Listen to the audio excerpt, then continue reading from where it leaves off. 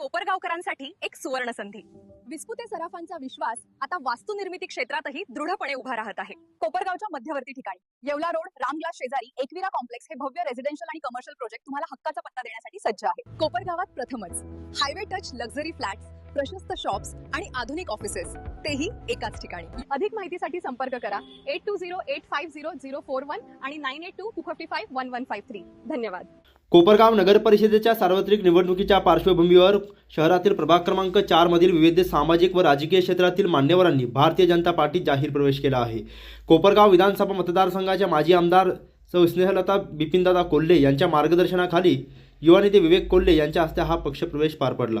यावेळी राजूभाई पठाण, अयाज पठाण, फारुख पठाण, अमित पठाण, साहिल पठाण, अनवर पठाण, अजहर पठाण, दानिश पठाण, बबलू पठाण, समीर पठाण, मतीन पठाण यांच्यासह संपूर्ण पठाण परिवार, तसेच सागर लाड व लाड परिवार, अरुण शेळके, दिलीप शिंदे व शिंदे परिवार, रवी बुरकुले व बुरकुले परिवार, ज्ञानेश्वर लाड, शंकर यादव व यादव परिवार आदींसह अनेक महिला भगिनींनी भारतीय जनता पार्टीत प्रवेश केला.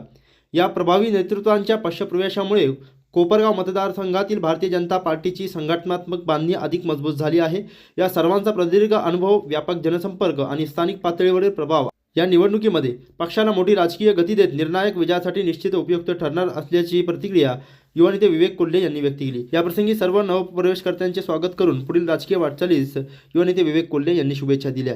कार्यक्रमास साईदेव प्रतिष्ठानचे संस्थापक दीपक वाजे, प्रभाग क्रमांक 4च्या भारतीय जनता पक्ष मित्रपक्षाच्या उमेदवार संजना उदावंत, आकाश वाजे यांच्यासह संजय उदावंत व पक्षाचे मान्यवर पदाधिकारी व कार्यकर्ते मोठ्या संख्येने उपस्थित होते.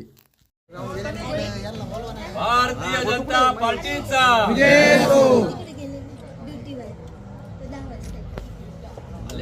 खरं तर ज्या पद्धतीने प्रवेशाचा ओघ भारतीय जनता पार्टी, लोकविकास आघाडी आणि मित्रपक्ष यामध्ये गेल्या काही दिवसांपासून होत आहे, त्याचाच भाग म्हणून आज या ठिकाणी मोठ्या संख्येने प्रवेश झालेला आहे.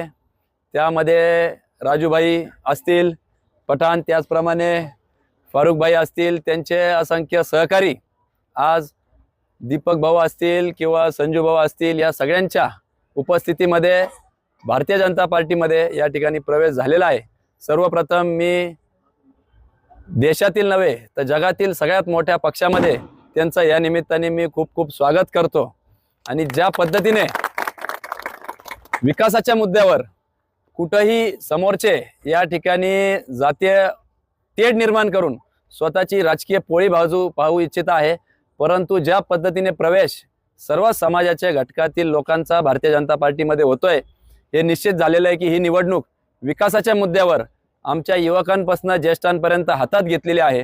प्रलंबित असलेले प्रश्न आणि या ठिकाणी अनेक प्रश्न, घरकुलाचे प्रश्न असतील, रस्त्याचे, विजेचे, गटरीचे, पाण्याचे प्रश्न, या सगळ्या प्रश्न सोडवण्याकरता देवेंद्रजी फडणवीस साहेब जे काही राज्याचे मुख्यमंत्री आहेत, त्यांच्या आव्हानाला प्रतिसाद देत या ठिकाणी सगळ्यांनी साथ देण्याचं ठरवलेलं आहे. त्यांनी जे काय आश्वासन दिलेलं आहे की विश्वासनाम्यामधले सगळे वचनपूर्ती त्या ठिकाणी करण्यासाठी ते कटिबद्ध आहेत. त्यामुळं त्यांच्यावर विश्वास ठेवून त्याचप्रमाणे प्रथम आमदार, महिला आमदार आदरणीय स्नेहलताताई असतील, बिपिनदादा असतील किंवा या ठिकाणी उपस्थित दीपक भाऊ असतील, या सगळ्यांच्या विश्वासावर या सगळ्यांनी या इकडं प्रवेश केलेला आहे. मी आपल्या माध्यमातून आपल्याला आश्वासित करतो की कुठल्याही पद्धतीचं अन्याय आपल्यावर होऊ देणार नाही आणि दिलेले वचन हे सर्व पूर्ण करण्यासाठी आम्ही सर्वच मंडळी या ठिकाणी कटिबद्ध आहोत, एवढंच या निमित्ताने शब्द देतो. निश्चितपणाने महिलांना आजच्या प्रवेशामध्ये महिलांची संख्या मोठ्या प्रमाणात या ठिकाणी आलेली आहे, कारण की महिलांनी ही निवडणूक हातात घेतलेली आहे. वर्षानुवर्ष त्यांचे प्रश्न दुर्लक्षित झालेले आहे.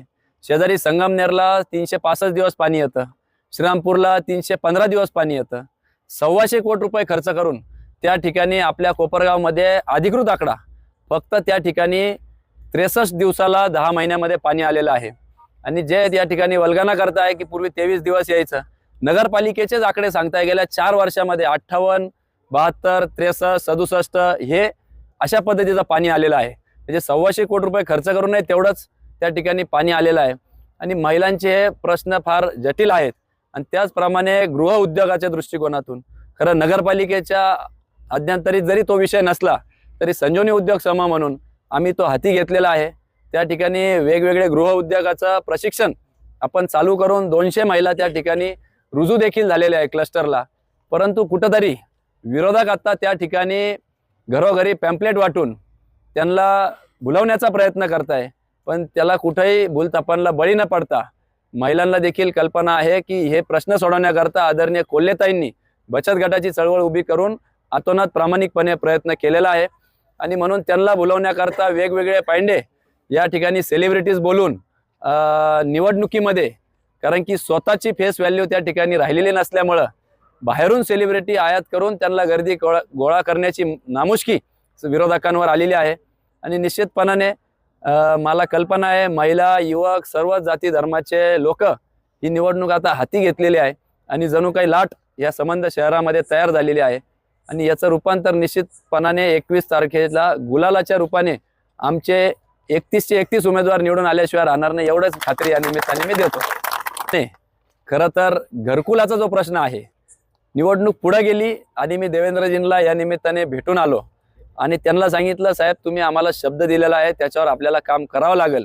त्यांनी तातडीने त्या ठिकाणी संबंधित अधिकारी असतील, नगरविकासचे असतील, महसूलचे असतील, आदरणीय बावनकुळे साहेब योगायोग तिथं भेटायला आलेले होते, त्यांना सूचना केली आणि त्यांनी मला खात्री दिलेली आहे की आपल्या परिसरातील घरकुलांचा प्रश्न तो 100% त्या ठिकाणी मार्गी लावण्यासाठी विवेक मी तुझ्या पाठीशी आहे असं आश्वासन मला त्यांनी दिलेलं आहे.